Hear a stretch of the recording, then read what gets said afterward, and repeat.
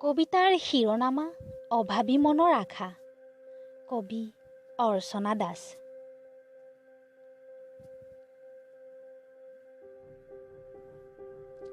জন্মতেই দৰিদ্ৰতাৰ পোছাক পিন্ধা, এখন ৰুটি বা এসাঁজ ভাতৰ বাবেই টনা অজৰা। ভাই ভনী দুটাৰ শুকান ওঁঠ দেখিও বংশ কুটুমে নলয় খবৰ। সিহঁতে মাছ মাংস নহলে এসাঁজ নাখায়, আৰু আমি কৰোঁ এসাঁজ ভাতৰ বাবেই হাহাকাৰ।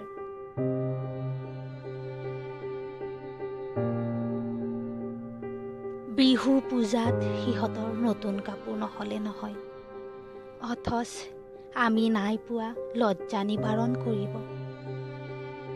জাৰত ঠেটুৱৈ লাগি হয় শৰীৰ ৰুগীয়া।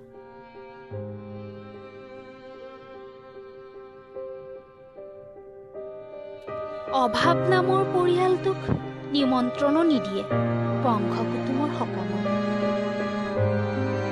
আমাৰ বাবে হেনো হ'ব সিহঁতৰ ডেকা এজনৰ সৌন্দৰ্য।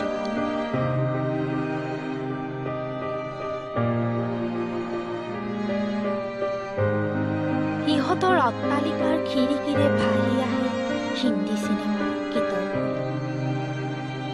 আৰু আমি গুনো ঘৰৰ মুদচৰে ৰাতিৰ তৰা। হওক আমাৰ পৰিচয় দৰিদ্ৰতা, তথাপিও কৰি যাম এই নিষ্ঠুৰ মানুহৰ বিপৰীতে সংগ্ৰাম।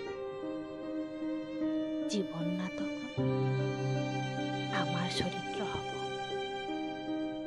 সংগ্ৰামৰ শেষত